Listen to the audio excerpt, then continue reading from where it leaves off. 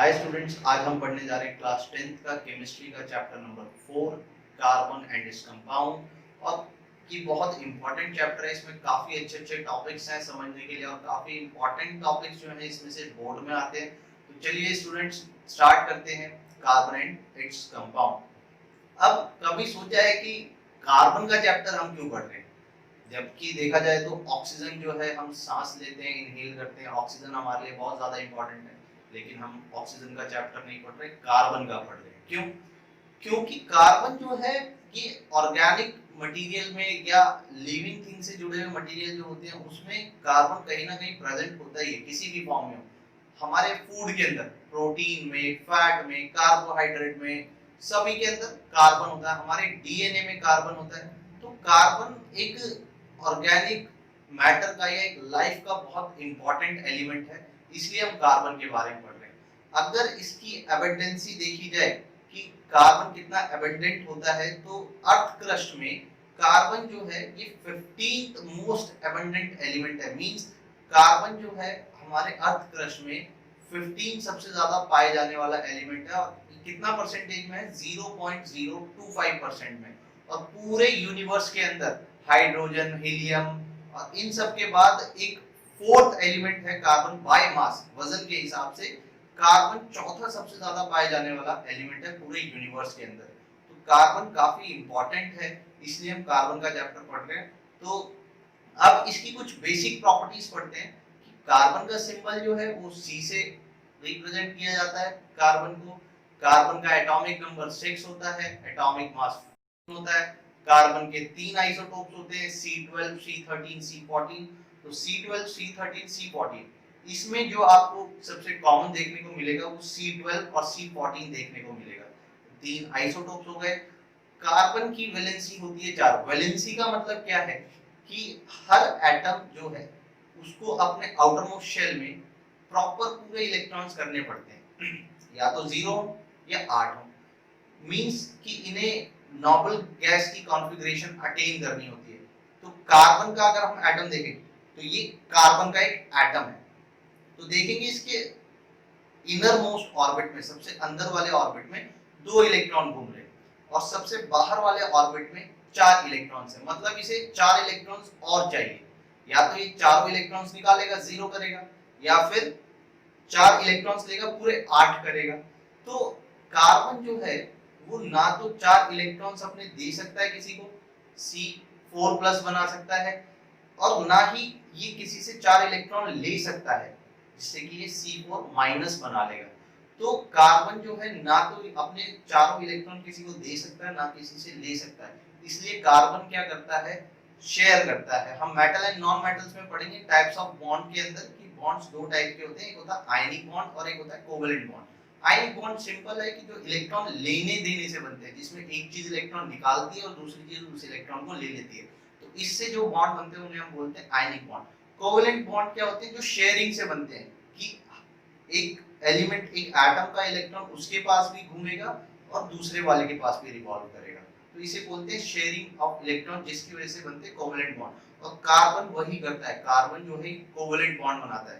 तो कार्बन के एटम के अंदर जितने इलेक्ट्रॉन होते हैं वो अपने साथ वाले एटम में जिस भी चीज से कार्बन जुड़ रहा है उनके अंदर भी रिवॉल्व करते हैं और अपने एटम के अंदर भी रिवॉल्व करते हैं। तो इसकी वजह से जो बॉन्ड बनते हैं इन्हें बोलते हैं कोवेलेंट बॉन्ड। और कार्बन जो है ये सभी कोवेलेंट बॉन्ड बनाता है। अब इलेक्ट्रॉन की शेयरिंग के बिहाफ पे टाइप्स ऑफ बॉन्ड 3 टाइप के होते हैं। सबसे पहला सिंगल बॉन्ड। सिंगल बॉन्ड क्या है? जब भी 2 एटम्स के बीच, 2 एटम्स हैं और इनके बीच एक एक इलेक्ट्रॉन की शेयरिंग होगी, ये भी एक इलेक्ट्रॉन शेयर करेगा, ये भी एक इलेक्ट्रॉन शेयर करेगा। For example hydrogen H2। H2 में अगर हम देखें, एक हाइड्रोजन यहाँ, एक हाइड्रोजन यहाँ, हाइड्रोजन का एटॉमिक नंबर होता है 1, मतलब इसके पास इलेक्ट्रॉन भी एक होगा। तो पहले शेल में या पहले ऑर्बिट में 2 इलेक्ट्रॉन होने चाहिए। तो ये इसका जो इलेक्ट्रॉन है वो इसमें तो रिवॉल्व कर ही रहा था, अब वो इसके अंदर भी रिवॉल्व करेगा। तो क्या होगा? इसके 2 कंप्लीट हो गए फर्स्ट शेल में, और इसका इलेक्ट्रॉन इसके पास था, अब वो इसके अंदर भी रिवॉल्व करेगा। तो दोनों के 2-2 इलेक्ट्रॉन जो है वो कंप्लीट हो गए। तो दोनों ने कितने कितने इलेक्ट्रॉन शेयर किए? एक एक इलेक्ट्रॉन शेयर किए। तो इसकी वजह से एक एक इलेक्ट्रॉन शेयर होने की वजह से जो यहाँ बॉन्ड बना उसे हम कहेंगे सिंगल बॉन्ड। आप देखते हैं डबल बॉन्ड क्या होता है।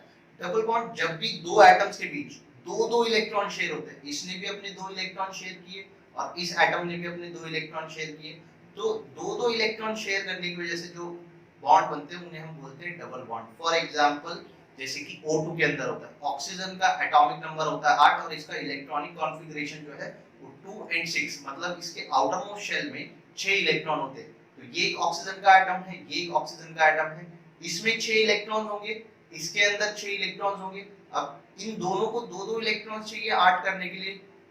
ये वाला एटम जो है इसके दो इलेक्ट्रॉन के साथ शेयरिंग करेगा और ये वाला एटम जो है इसके दो इलेक्ट्रॉन के साथ शेयरिंग करेगा और दोनों अपने दो दो इलेक्ट्रॉन शेयर करेंगे और इसकी वजह से क्या होगा, दोनों का आउटर मोस्ट शेल जो है वो फिल हो जाएगा, पूरा हो जाएगा और दो दो इलेक्ट्रॉन शेयर होने की वजह से जो बॉन्ड बने उन्हें हम कहेंगे डबल बॉन्ड। अब पढ़ते हैं ट्रिपल बॉन्ड। ट्रिपल बॉन्ड क्या है, जब भी दो एटम्स के बीच तीन तीन इलेक्ट्रॉन की शेयरिंग होती है, तीन इलेक्ट्रॉन ये शेयर करेगा, तीन इलेक्ट्रॉन ये शेयर करेगा। For example nitrogen N2, nitrogen का एटॉमिक नंबर होता है 7, तो सबसे पहले ऑर्बिट में 2 होंगे, दूसरे ऑर्बिट में 5 इलेक्ट्रॉन्स होंगे। तो 5 इलेक्ट्रॉन्स हैं और इसे पूरे मतलब 8 करने के लिए तीन तीन इलेक्ट्रॉन्स की जरूरत है। तो N and N, नाइट्रोजन के एटम है, तो आउटर मोस्ट शेल में 5 इलेक्ट्रॉन्स है, 5 इसके पास है, 5 इसके पास है।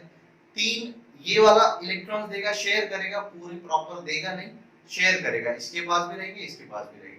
तो 3 इलेक्ट्रॉन इसने शेयर किए, 3 इलेक्ट्रॉन इसने शेयर किए, तो 3 इलेक्ट्रॉन शेयर करने की वजह से इन दोनों के आउटर मोस्ट शेल जो है वो पूरे हो गए, जिसकी वजह से 3 इलेक्ट्रॉन शेयर करने की वजह से जो बॉन्ड बने उन्हें हमने कहा ट्रिपल बॉन्ड।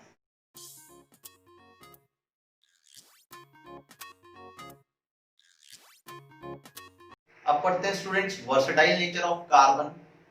कार्बन के वर्सेटाइल नेचर क्या है, वर्सेटाइल मींस होता है सबसे अलग, सबसे हटके। तो ऐसी कौन सी प्रॉपर्टी है जो कार्बन को वर्सेटाइल बनाती है, सबसे अलग बनाती है। दो प्रॉपर्टीज हैं जो कार्बन को सबसे अलग बनाती हैं या इसे वर्सेटाइल नेचर प्रोवाइड करती हैं। सबसे पहला है कैटिनेशन। कैटिनेशन का मतलब क्या है कि एक कार्बन एटम बाकी कार्बन एटम्स के साथ जुड़कर एक लंबी चेन बना सकता है या एक रिंग बना सकता है या ब्रांच कंपाउंड बना सकता है। तो कार्बन की ये प्रॉपर्टी है कि कार्बन अपने ही जैसे दिखने वाले एलिमेंट्स के साथ जुड़ के बहुत लंबे कंपाउंड्स बना सकता है, बहुत अलग अलग कंपाउंड्स बना सकता है। इस प्रॉपर्टी को हम बोलते हैं कैटिनेशन। फॉर एग्जांपल सिलिकॉन के साथ तो ये 7 से 8 तक जुड़ता है, इससे ज्यादा नहीं जुड़ सकता है। लेकिन कार्बन जो है वो जितना मर्जी हाइड्रोजन या किसी और कंपाउंड के, किसी और एलिमेंट के साथ जुड़ सकता है, एक लंबी चेन, एक रिंग, एक ब्रांच सब्सटेंस या ब्रांच कंपाउंड जो मर्जी बना सकता है और जितने मर्जी नंबर्स के साथ जुड़ सकता है। तो ये प्रॉपर्टी कार्बन की कहलाती है कैटिनेशन। दूसरी प्रॉपर्टी जो है जो कार्बन को वर्सेटाइल बनाती है, इसे बोलते हैं टेट्रावैलेंसी। टेट्रा मींस होता है 4, वैलेंसी पता है कि इलेक्ट्रॉन जितने लिए जाते हैं या दिए जाते हैं उसे वैलेंसी बोलते हैं। तो कार्बन के आउटर मोस्ट शेल में 4 इलेक्ट्रॉन्स होते हैं, तो जिसकी वजह से कार्बन की वैलेंसी 4 हो जाती है। अब 4 वैलेंसी होने की वजह से ये अलग अलग एलिमेंट्स के साथ जुड़ सकता है। सबसे ज्यादा वैलेंसी 4 ही होती है और सबसे ज्यादा जो एक एटम जो है बाकी एटम्स के साथ जुड़ सकता है वो ज्यादा से ज्यादा 4 एटम्स के साथ ही जुड़ सकता है और ये प्रॉपर्टी कार्बन के पास है। तो कार्बन अलग अलग एटम्स के साथ जुड़ के अलग अलग कंपाउंड्स फॉर्म करता है, large number of compounds form करता है। तो ये टेट्रावैलेंसी भी जो है ये कार्बन को एक वर्सेटाइल नेचर प्रोवाइड करती है। तो ये थे कार्बन के वर्सेटाइल नेचर, एक पहला था कैटिनेशन, दूसरा था टेट्रावैलेंसी।